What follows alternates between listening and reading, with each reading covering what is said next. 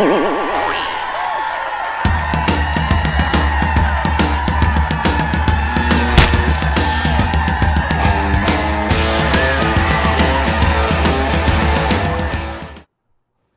everybody. Welcome to another Comic Source Comic Boom collaboration. This one's been a long time coming. We reviewed the first 4 issues of Clear as they came out digitally from Best Jacket Press, Scott Snyder's imprint at Comixology. We kind of reviewed those in a timely fashion, and then we sort of fell off, got busy doing other stuff, and Spawn Daily and all that, and we kind of neglected. Well, the second wave of Best Jacket books are coming out, and this time they're all 3 Best Jacket titles are all coming out on the same day, Tuesday before Comic-Con, which is July 19th. So Rocky and I are like, oh, hold on, before we review those, which we will be reviewing those, you'll have spoiler episodes. So just be aware. Those will drop on Tuesday, same day the books are on Comixology. So just be aware for those 3. That's Dudley Dotson, Canary, and Barnstormers. So those are coming on Tuesday. Again, there will be spoilers. But before that all drops, second wave, before I get a chance to see Scott at Comic-Con and talk about all that great stuff, we wanted to go back and finish up the 2 series that we didn't. Because we did finish our reviews for We Have Demons, which was amazing. But we never finished up Night of the Ghoul, issues 5 and 6. We never finished up talking about Clear 5 and 6.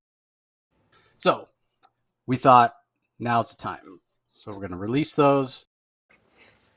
We are going to have spoilers, but yeah, I read these when they first came out, and then I reread them all. So in a way, it was kind of a blessing. Reread them all in preparation for doing this review, and I got to say, like reading all 6 issues of both series at once, I loved them going through them the first time as they were coming out monthly digital releases, but I got even more out of it going back and reading it in one sitting. And the other thing I'll say is, We Have Demons has come out physically.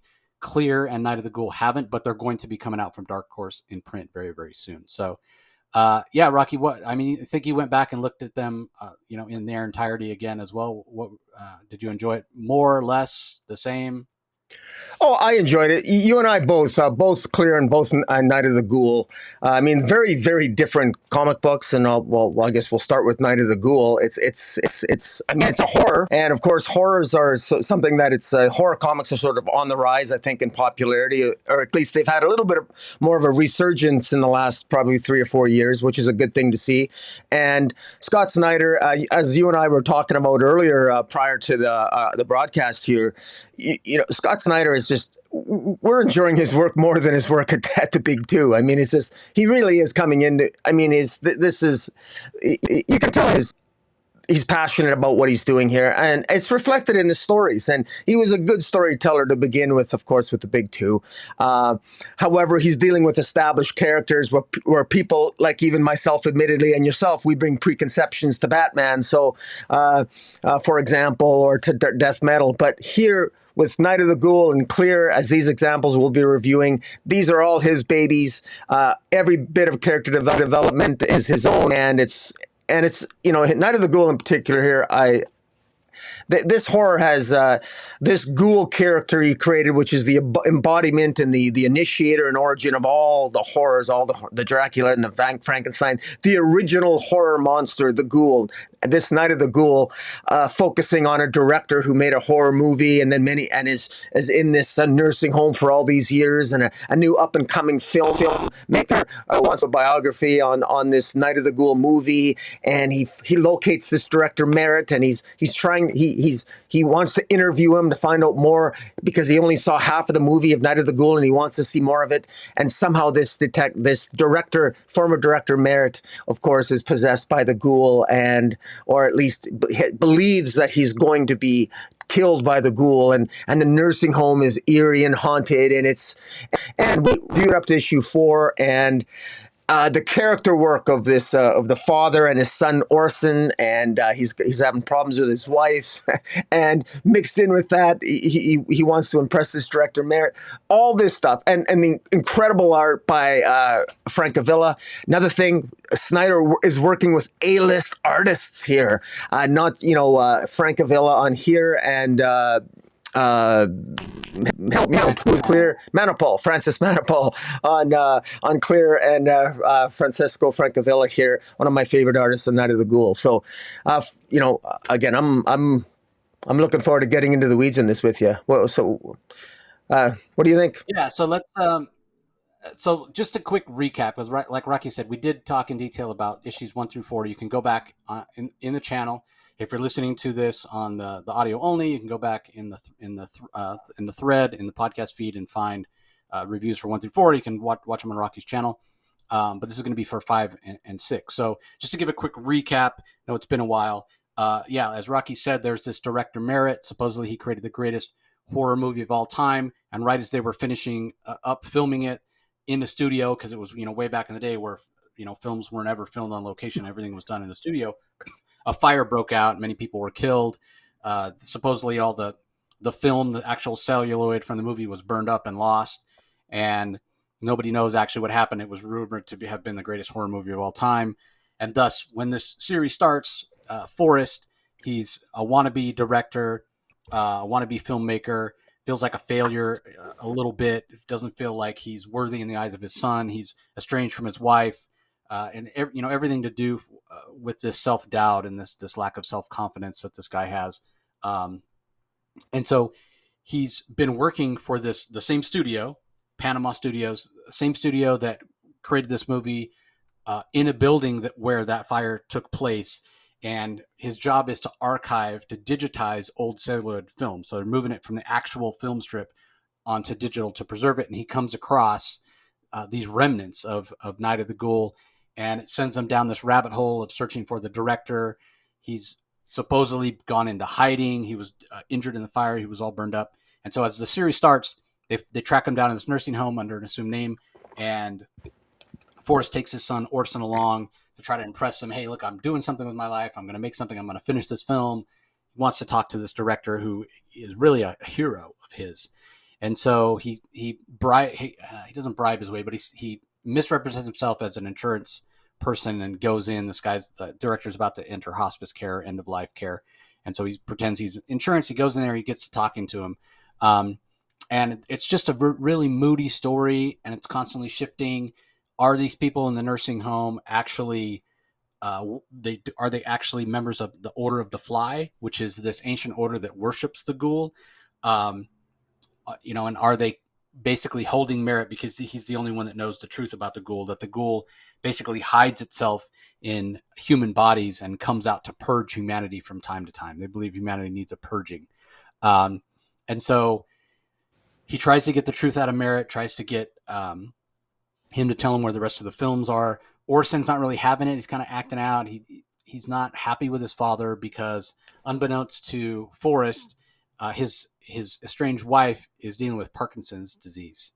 And, Orson's not happy that his parents are split up, not happy that his dad is always, his dad's very much a dreamer. He's not grounded in reality. He's not taking care of his business. And even Orson at, 12, 13 years old can realize that. And he loves his mom and he sees his mom suffering. So there's some friction there between father and son. Orson doesn't even really want to be there. Forrest rather is thinking, hey, this is going to be a great thing. Father and son, we're going to bond. And so throughout the conversation that Forrest has with Merritt, different things come out about what the ghoul actually is. Merritt's telling him it's actually real. Forrest is thinking this is just the delusions of an old senile old man. And Orson is wandering around, calls his mom, wants her to pick him up, tries to get a cab to come out. The cab's like, we don't even see this place on GPS. Hears some sounds, goes down in the basement, sees a bunch of dead kids there, runs up to his father, tells him something sinister is going on. The head of the nursing home comes in, basically says, I know you're lying about who you are, Forrest. You need to get out of here.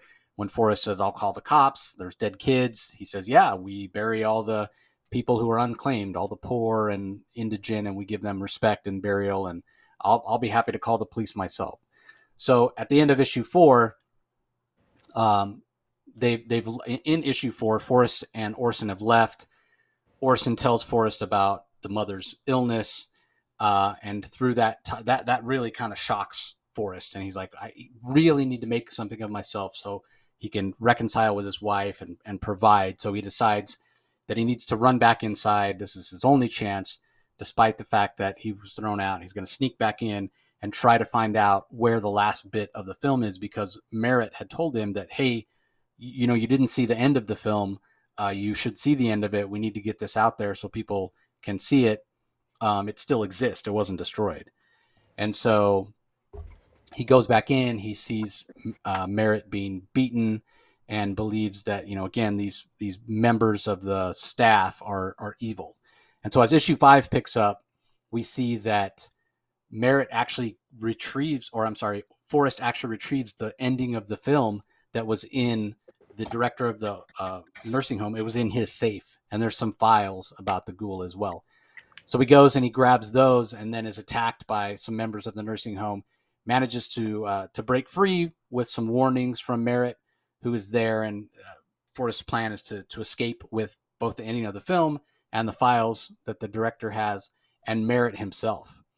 Um, and so as that's happening, he hears his son yelling out for him. Now, he had left him in the car when he ran back inside to thinking this is my last chance. And Orson followed him to try to get him to come back, fell into this open grave, and then couldn't climb up, but did find an opening at the bottom of the grave, climbed in. It led to this sub basement. And that's where they see all these members of the staff of the nursing home. And they're all speaking this really strange language. And there's all these spores floating around in the air, and these strange pink vegetation that's growing. And Orson manages to free him despite these members of the Order of the Fly trying to stop them. They do manage to escape. But as they do, the security guard outside shoots the nurse that was helping them, and supposedly shoots Merritt as well. Right at that moment, the wife shows up, Gina, and basically runs over the guard, grabs Orson. Like, Forrest throws Orson in the car, says, take him to the police station, or I got to take this nurse and Mr. Merritt to the hospital. They need help, but get out of here. And they drive off in separate directions. And so that's the end of issue 5, kind of leaving on a cliffhanger. Now, issue 6 starts with Merritt saying, hey, don't take me to the hospital. I'm dying. There's nothing that can stop that. We need to go back to Panama Studios where this all started, and you need to see the end of the film. So Forrest agrees. He takes him there. And what happens is, as he shows him the end of the film, you actually see the fire break out. And you see all the actors, as well as Merritt himself, trapped and about to be burned alive by the fire. Meanwhile, Orson has the files that were in the safe, and his mom drives him to the police station. She's going to go inside and get some help, and Orson is going through the files, and he comes across something that's very, very surprising, and drives off in the car. A 12-year-old, 13-year-old boy drives off in his mom's car while she's inside trying to get the cops. So while watching the end of this film, what we see is Merritt being burned, trying to open the door so that everybody can escape. And then members of the Order of the Fly show up. Merritt himself tries to run back in the fire and commit suicide. But instead, these Orders of the Fly subdue him, restrain him, and actually put the Ghoul inside Merritt. So all this time, it's a big twist, all this time you've been thinking that Merritt was the one that was trapped, and the Ghoul was actually living inside the director of the nursing home, Director Skin. But no, it turns out Merritt had been fooling Forrest all along, and the Ghoul was actually inside him. And that's what Orson learned when he was reading the files. He learned that the people at the nursing home were actually the antithesis of the Order of the Fly. They were members of the Legion of the Scarab, and they had kept Merritt alive all this time while in that sub basement where all that crazy vegetation and spores were growing.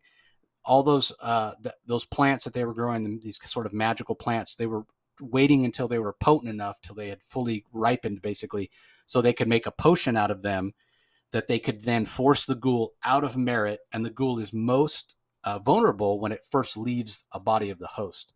So they were keeping Merritt alive, keeping the Ghoul alive until the potion was ready. So it turns out the people that Forrest and Orson thought were the bad guys all along weren't. So they all show up. These members of the Legion of Scarab show up just as the Ghoul exits Merritt, because he's dying from being shot and, just being old. And the Ghoul's trying to enter Forrest, and these guys show up. But unfortunately, they get there a little too late, and the ghoul recovers, and he uses this incredible power that he has and basically kills them all. Um, and that's right as Orson shows up. So Forrest says, "Get out of here, stay back." Um, he doesn't want his son to suffer the fate. I mean, it's very much a father and son story, because when you think back to the first person that we saw get infected, and then his son was Alex, and Alex is Merritt basically. His name's Alex in the movie, but it is Merritt.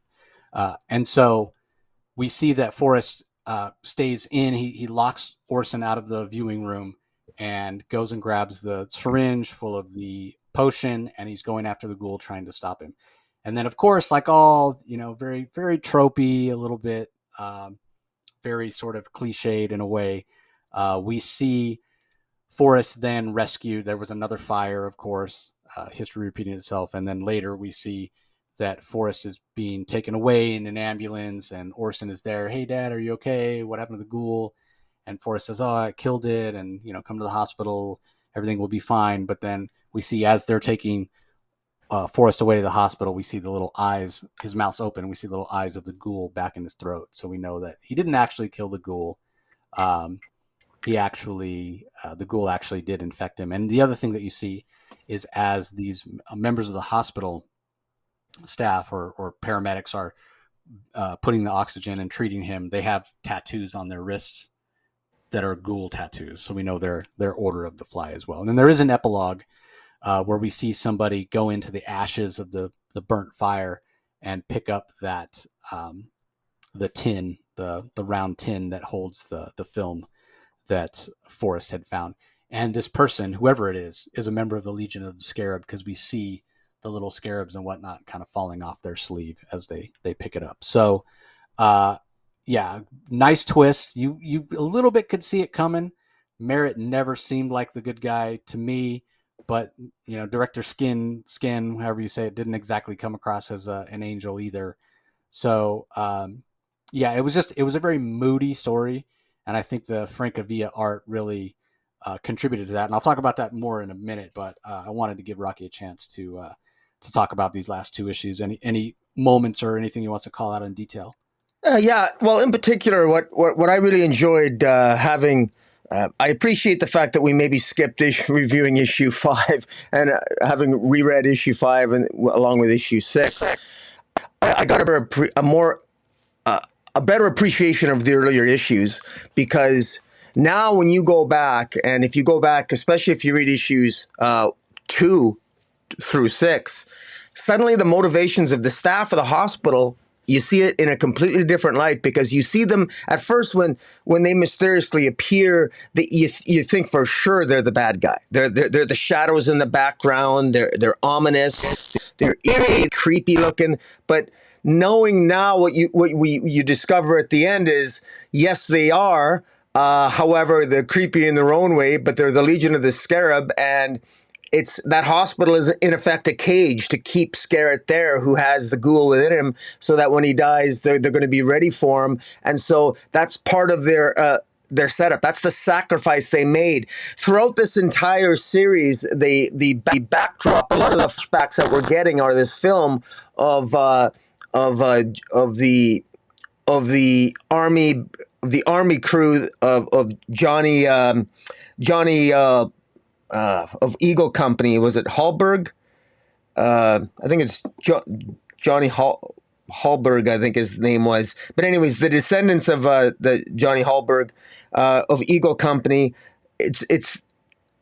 He's actually Doc Ean, and he's Johnny's grandson as the leader of the Legion of the Scarab. And so it all kind of comes full circle, and that's what I really like about it. And everything just sort of comes into play really, really well. And it's like I say, it's impressive. This needs to be I can easily see this being a movie, a horror movie. This has misdirection. This has stuff that I think you'd be able to easily fool an audience here. I think when you said that you could maybe see it coming, well, I mean, Scarrett, or Director Merritt, it was creepy, but I always kind of got the sense that he was insane because he was going insane because he imagined seeing the ghoul and the ghoul was tormenting him. I never really saw Merritt as being, completely, I never. So basically, what I'm saying is, I was fooled. I was fooled, and so it caught me by surprise. You're on mute, Jason. Yeah, sorry about that. Yeah, I was fooled as well. When I say you could kind of see it coming, I I meant more that Forrest was infected at the end. You kind of could see Yeah, that coming, that the ghoul, of course, was going to survive. Um, but on Merritt, he's not. Even though you're supposed to in the beginning feel sorry for him, he never is a very sympathetic character, just because of the he's such an abrasive character, which is an interesting choice that Snyder and Francavilla made. But obviously the person, but very similar to Kurt, which is Alex's father, who was originally infected with the ghoul, and member of Eagle Company, and again, that's how. And I love that. I loved that part of it. How the members of the current members of the Legion of Scarab, who all unfortunately meet their demise in issue 6, were the descendants of Eagle Company. I loved that uh, sort of continuity of story. But Kurt, he's a sympathetic character when we first meet him. And obviously we're seeing the film, so it's sort of reenactment of these events over in World War One. But he's a very likable character when you first meet him until he gets infected with the ghoul, and then he becomes so sort of very cold and not not a very nice character, I guess you'll say. And so, I mean, in a way, we should have almost thought about it. But the difference with Kurt was he was very. Whenever we saw him after he was infected with the ghoul, he was a very quiet character. He didn't talk a lot. Whereas Merritt, he doesn't shut up. He's gabbing away. Even though, again, like I said, he was very abrasive. So yeah, I didn't necessarily see that coming. But yeah, when I said you could see it coming, it definitely, like all horror movies, they got to throw something in at the end to let you know, oh, this might not actually be the end. The well, evil or the entity or the creature or the monster or whatever has yeah. survived.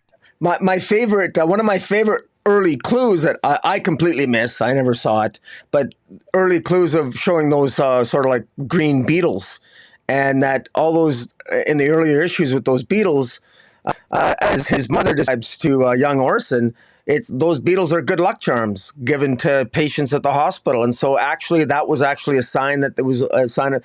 Another word for beetle is scarab, and and so Legion of the Scarab. So every time they were appear, that way you know they're the good guys. But you don't know that. But I want to go back and reread this now. Now knowing how it ends, I want to go back and sort of look for those clues and those Easter eggs. And so that's what I really like about this story. And it's not often that you get comic books like that where you want to go back and reread it because, oh my God, because I almost see it through a new set of eyes, reviewing this, reading the same comic. So it's not just that there's misdirection that fooled me, but I can actually go back and read it and actually maybe experience the story through the eyes of the Legion of the Scarab, because I can actually. I'm curious at the beginning, reading this story again, but imagining myself from the perspective of the staff at the nursing home, where this Orson and this his father Forrest come in, trying to be friends with this director who they know is the bad guy having the ghoul inside him. So I thought it was very well done, and I think I just think that I know that maybe comic books becoming movies are there's so many of that, so much of that has happened. Maybe it's the economy is going down and they're saying there's going to be less of that. But I personally, I really hope that I think this is a great idea for a horror movie. Yeah, and that brings me to my next thing that I want to talk about, which is the art by Francavilla. So I think that I'm not always the biggest fan when he does like superhero stuff. I think his style, his aesthetic, does suit horror perfectly, um, because in a way there's sort of like a throwback quality to his style. It very much reminds me of those classic Universal horror monster movies. Like Frankenstein or the werewolf or Dracula. Those kind of things. Because his style isn't necessarily simple, but there's a cleanliness to it. Like he really focuses on character. Not to say that there's not background work of the the actual nursing home or um, the viewing room or the ambulance or whatever it might be. There's always plenty of that. Police station, ashes, where the tin is picked up at the end. But what always stands out, what's always in the foreground, is his character work and his, especially his facial expressions.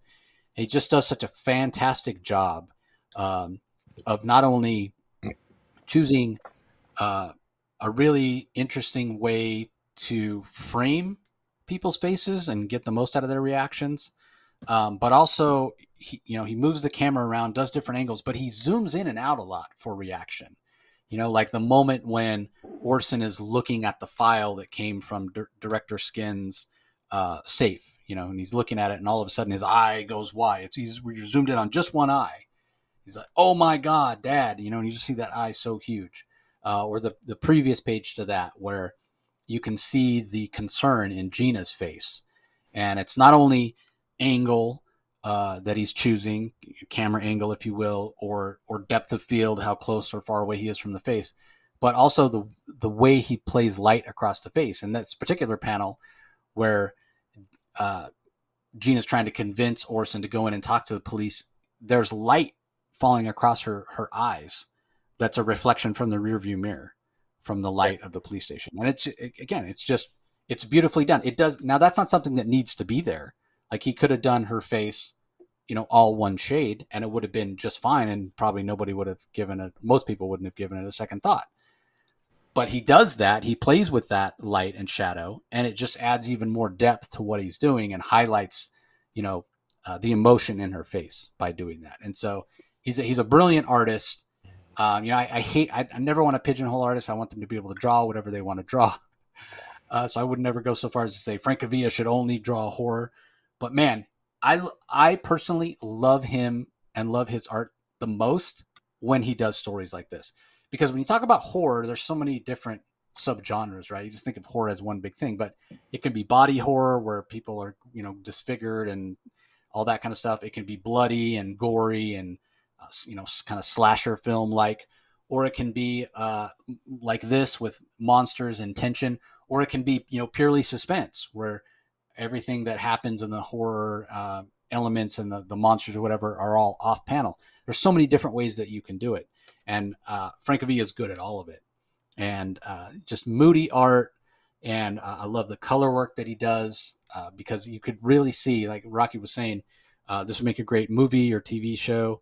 But it's almost like I would almost want to do, if you do it as a movie, do it kind of like Ed Wood, that Johnny Depp movie, where even though it was a modern movie, it was in black and white. Yeah. Or if you did a TV show, do it almost like in sepia tones, because it does, even though it's set in modern times. Obviously, the flashback with the movie set in World War One, it does feel like a very sort of old timey story, even though it's modern day. So I really would want it to be, um, very limited on the color palette. I think it would work so well. So anyway, that's it for this episode.